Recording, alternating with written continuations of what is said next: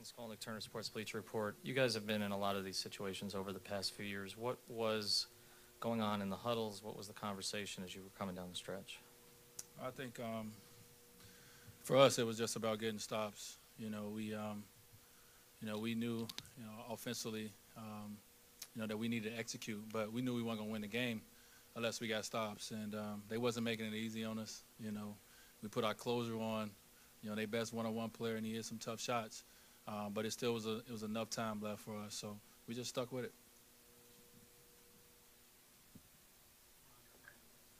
Knocks the ball away, time expires, you jump on the table. Just what is that moment like for you, especially after all you guys have been through, all the celebrating you guys have done? What's that particular moment like for you? I mean, it's exciting.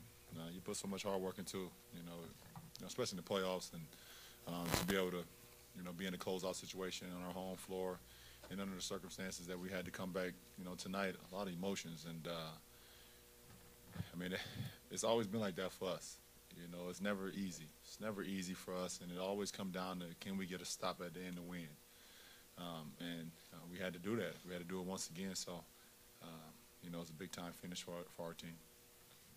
LeBron, what was your thought process on that play where Ray hit that three? Were you expecting Mario to shoot the ball? Well, I mean, that's why I threw it to him. I mean, I threw him the ball. I knew he was open. I had two guys on me. He was wide open, and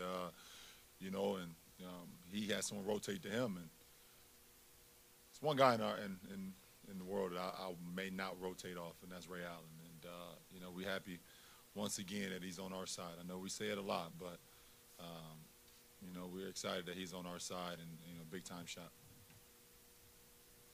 Dwyane, there was a couple of back-to-back scoring plays. One where you drove, and I guess Teletovic came over to help, and you just kind of got it over to LeBron for a three. And then the next play, Rio found you after he drove, and you hit that baseline. Both of those passes were just kind of like desperation type of passes, right? Like, was that? Did I see that right? I mean, yeah. I took an opportunity. I saw the floor open to attack, and he came off of Brian, and because I thought I had a layup. And then you just know what guys are going to be, So I threw it to the place where I knew Brown was going to be. I think Rio bowled it to me. He rolled it, and I was able to pick it up and make a baseline shot. But so many things had to go right, for us down the stretch. But that's just a team that's played together for a while, knowing what each individual is going to be and going to do, and that helps so much. For both of you guys, 4 straight years, 4 straight Eastern Conference Finals. Do you guys get a sense now of how close you are to getting back to where you guys expected to be throughout the season? No, I don't think so. Not yet. We still have some business to take care of, but it's great to be able to put ourselves in a position to get to where we want to go. But we never shortcut the process. We understand that each and every game is going to be a challenge for us. But this is the reason why we came together 4 years ago, is to put ourselves in a position to compete for a championship, and this is one step closer to it. Well, LeBron, what exactly did you see on the final defensive play guarding Johnson and then with Ray Allen being where he needed to be? What did I see? I seen Joe with the ball.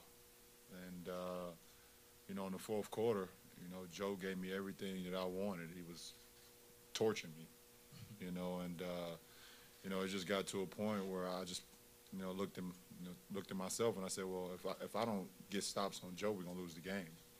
I mean, Jay Kidd is one of those old-school basketball coaches, kind of like Mark Jackson, where if it's a guy that's going, he's going to give it back to him no matter who's on him, time and time and time again. So, in order for us to put ourselves in a position to win, I had to get some stops.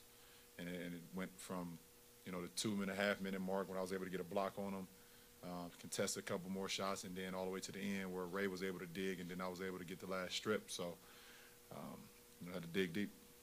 Did you get the strip? I got the strip. Dwyane, first, could you talk a little bit about your first half? Spo said you kind of kept the heat going there when you guys weren't able to score. And again, what does it mean, 4 straight Eastern Finals for you personally? Well, obviously, after coming off of the last game where LeBron had 49, you know that everyone's gonna be aware of them. So I just took it upon myself to be very aggressive, early on, and knowing that that was gonna open the game up, So that's all I try to do. In second half, I didn't have to be as aggressive.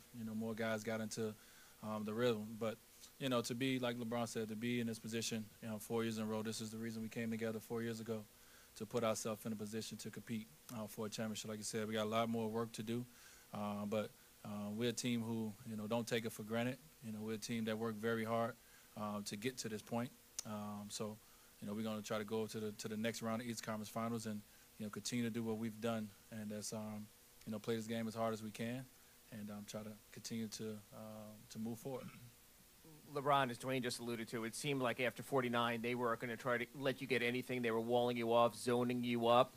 Was that frustrating at times? And what did you do to break out of it? Did you wear them down? Was it a strategic change by you or Spo? What was it like first when they walled you off and everything? And talk about finding the key to that. Well, I figured they would do that.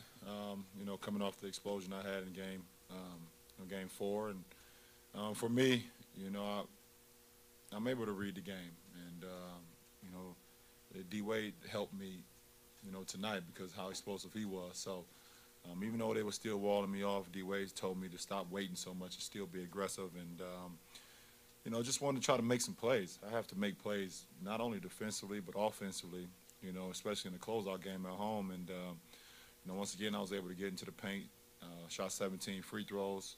I made a couple threes in the second half.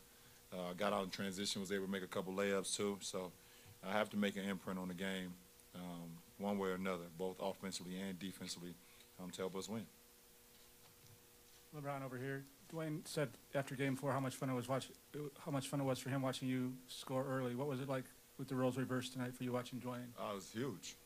I felt like he was going to have one of those games tonight, and for him to come out, and he basically kept us afloat, as much afloat as we could, throughout our struggles. And he got into the lane, he got to the free throw line, he shot 8 free throws a night. So that means he was attacking, he made his pull-ups, and he was very aggressive, and we needed it. Dwyane, did you have a sense early on that something was working for you offensively? Is it just flow, rhythm? Is it something that comes out of the game, or do you know that you're in one of those grooves? I think tonight was just, it was a mental change in my mindset was just to come out and be aggressive. And, once I came out with that mindset and things started to get going, the first play of the game, got a cut, great pass by Rio, and I was able to get to the free throw line, to start the game off. And, so my body was moving early, I was moving early, and I just kept that aggressive mindset the whole first half. And like I said, the second half with our team, some nights it's needed where a guy got to keep going, but some nights it's not.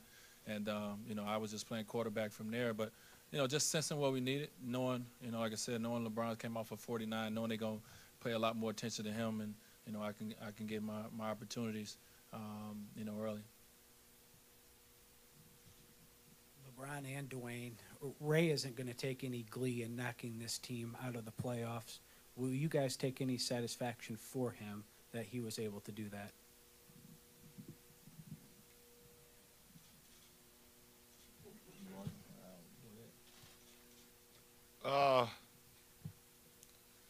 No, we're just excited that we're able to move on. I'm answering for both of us. Either one, LeBron or D Wade. Do you have any casual interest in tomorrow night's game with Indiana, Washington, and how that closes out, if it does? No, for us it doesn't matter. We're gonna watch the game, obviously, because there's a closeout opportunity, so we know who we're facing. But it doesn't matter who wins or who loses. If Indiana wins, then we need to get back to work faster. If Washington wins, then we have to wait around another day. So, but we'll see what happens. We took care of our business, and we'll worry about the next series when it presents itself. This question for Dwyane. On the eve of the series, you said you thought you had Garnett and Pierce buried, and now they're back. So have you buried them, or do you think if they do come back next year, this Nets team, they could be even better with a year of being together with this team and going through this playoff experience? I don't think you never bury these guys. They're unbelievable competitors. I don't even know if we really want to. They bring something out of you. We've had some unbelievable battles versus these guys, and I think we can credit them for the team that we are today, because they was the team that we had to get by when they was in Boston, and we had to learn how to win and learn how to beat. And I think playing them when they was in Boston, it made us mentally tough because we couldn't beat them if we wasn't mentally strong, and that's why we were able to win games like today. So I don't know, man. We've enjoyed the battles versus them, and you just never know what's going to happen next. The overall impact you guys have